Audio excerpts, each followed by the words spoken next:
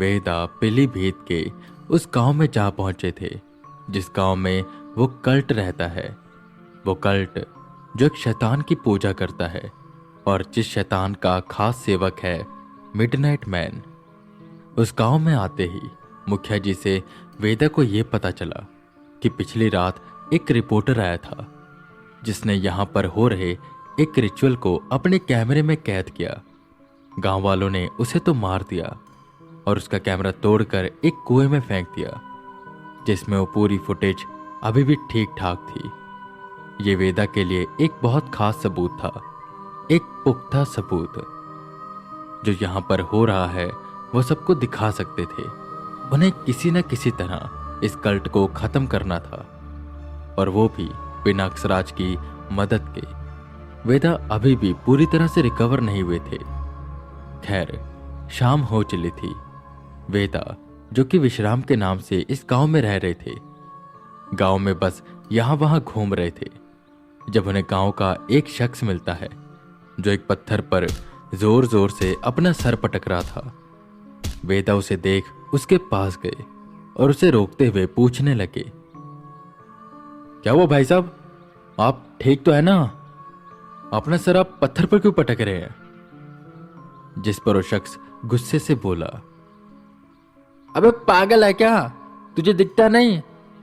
मैं अपना खून इस कटोरे में इकट्ठा कर रहा हूं। रात को मेरे सपने में महाराज जी आए थे, बोल रहे थे मुझे तेरे दिमाग का खून चाहिए, मुझे दे दे। इसलिए मैं बार बार पत्थर पर अपना सर पटक कर खून इकट्ठा कर रहा हूं। निकल जा यहां से। तुझे क्या पता, महाराज बहुत खुश होंगे। कल उनकी पूजा है और कल वो किसी इंसान के अंदर आएंगे और जिस इंसान के अंदर वो आएंगे उसके दिन पलट जाएंगे। तुम जाओ यहां से, मुझे मेरा काम करने दो। भागो। वो शख्स बिल्कुल पागल हो चुका था और वेदा ये सब देखकर बिल्कुल परेशान हो रहे थे। उन्हें किसी न किसी तरह गांव वालों को ठीक करना था। उनकी बुद्धि जो घूम चुकी थी उन्हें सही दिशा दिखानी थी और उन्हें बताना था कि ये सब गलत है। अरे विश्राम, कहां घूम रहे हो? आओ, महाराज की आरती का समय हो रहा है, चलते हैं। ये सुन वो जो पागल शख्स था वो अपना कटोरा उठा भागकर एक दिशा की ओर जाने लगा।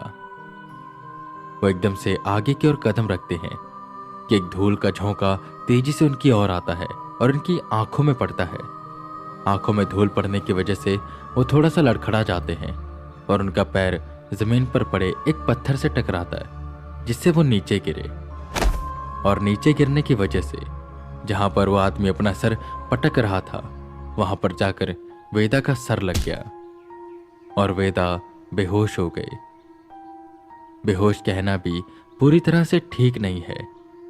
यह एक संदेश था जो कोई वेदा को देना चाहता था। खैर, थे तो वो बेहोश, पर एक अलग ही दुनिया में वो जा पहुंचे थे। उनकी जब आंखें खुली तो उन्होंने देखा कि वो एक जंगल के बीच में है। ये जंगल, ये जगह उन्हें कहीं न कहीं देखी देखी लग रही थी। वो उठे, उन्होंने अपने कपड़ों से मिट्टी झाड़ी कि तभी उन्हें घंटी की आवाज सुनाई दी। आसपास कहीं मंदिर था कि तभी उन्हें याद आया एक रास्ता। वो बस उस रास्ते पर जाते जा रहे थे और वो एक मंदिर के सामने पहुंचे और मंदिर के सामने पहुंचते ही उन्हें याद आ गया कि उन्होंने ये जगह कहां पर देखी थी। एक बार वो एक ब्रह्म राक्षस को हराने के लिए गए थे एक गांव में, पर वो उसे हरा नहीं पा रहे थे। तो ऐसे ही उसे हराने का रास्ता ढूंढते ढूंढते वो एक मंदिर में जा पहुंचे जहां पर उन्हें एक राम भक्त मिला और उसने ब्रह्म राक्षस से पीछा छुड़वाने का उन्हें रास्ता बताया। पर जब वो दोबारा उस मंदिर की ओर गए तो वहां पर कोई भी मंदिर नहीं था। वेदा खुश हुए क्योंकि उन्हें लगता था कि वो शख्स और कोई नहीं बल्कि स्वयं हनुमान जी हैं। कोई अंदर बैठा घंटी बजा रहा था और राम राम के गुण गा रहा था। वेदा उत्सुकता से मंदिर के अंदर गए कि मंदिर के अंदर जाते ही उनके सीने में बेपनाह दर्द होने लगा। उन्हें सब धुंधला धुंधला दिखाई देने लगा। सामने उन्हें एक शख्स दिखाई दे रहा था जो केसरी धोती और केसरी कुर्ता पहने राम राम के गुण गा रहा था। पर वेदा उन तक पहुंच नहीं पा रहे थे। उन्हें उठने में भी बहुत दिक्कत हो रही थी। ऐसा लग रहा था कि उनके शरीर पर कोई भार है जो उन्हें जमीन की ओर दबा रहा है। वेदा अपनी उंगलियां तक नहीं हिला पा रहे थे। उन्हें समझ नहीं आ रहा था कि आखिर ऐसा क्यों हो रहा है कि तभी उनके अंदर से काले रंग का धुआं उठने लगा और तभी उन्हें समझ आ गया, कहीं जो मेरे अंदर अक्सराज है इस वजह से तो मैं अंदर नहीं जा पा रहा। जब पिछली बार मैं मंदिर में आया था तब तो मुझे कुछ भी नहीं हुआ था, तो आज ये कौन सी ताकत है जो मुझे मंदिर के अंदर नहीं जाने दे रही। ये जरूर शायद अक्सराज की वजह से ही है। वो मन में इतना सोच ही रहे थे कि उन्हें एक आवाज सुनाई दी, अंधकार विपरीत है उजाला का, रात विपरीत है दिन का, और असत्य विपरीत है सत्य का।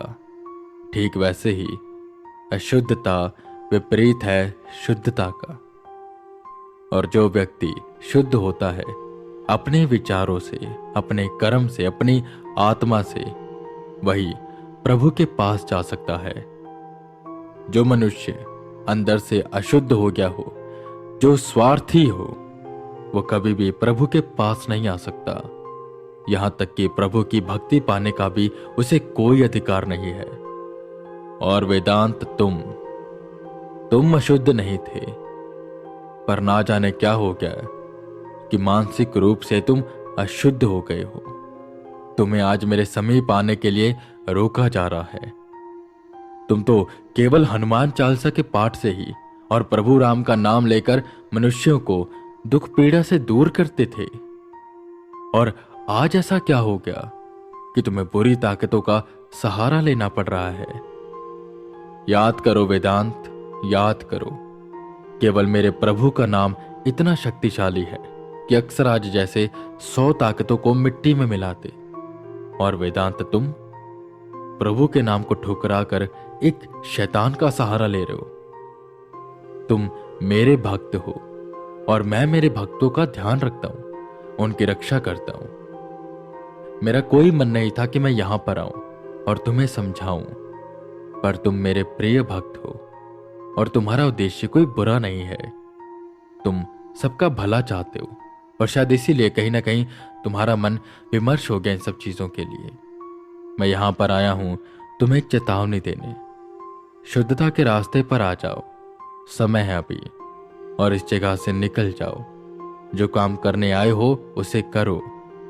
यहां पर बहुत ही नकारात्मकता है और जिसे तुम हराने आए हो वो जान चुका है कि तुम यहीं पर हो।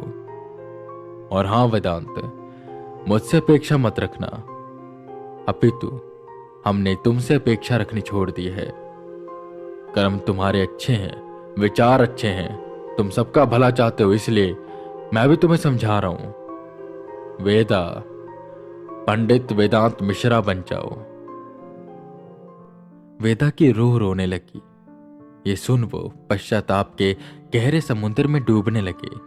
वो डूबते जा रहे थे। वो शख्स उठा और अपनी घंटी वहीं पर रखकर जाने लगा। वेदा किसी तरह रेंगते हुए, राम का नाम लेते हुए बस आगे बढ़ते रहते हैं। वो क्रॉल कर रहे थे। वो शख्स वहां से चला जाता है और उसके जाते ही वो मंदिर भी गायब हो जाता है। अब वेदा बस एक जंगल में थे जहां पर आसपास बस पेड़ ही पेड़ थे। वेदा रोते जा रहे थे। उन्हें काफी दुख हो रहा था।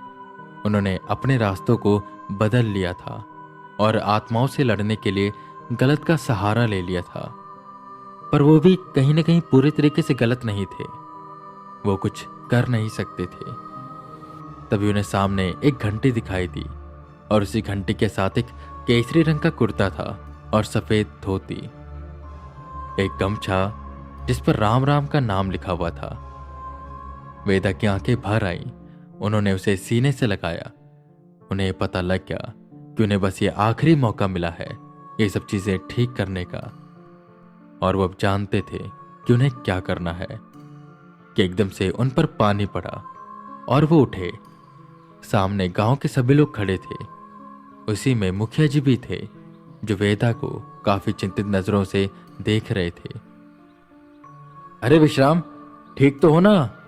तुम गिर कैसे गए थे वहां पर?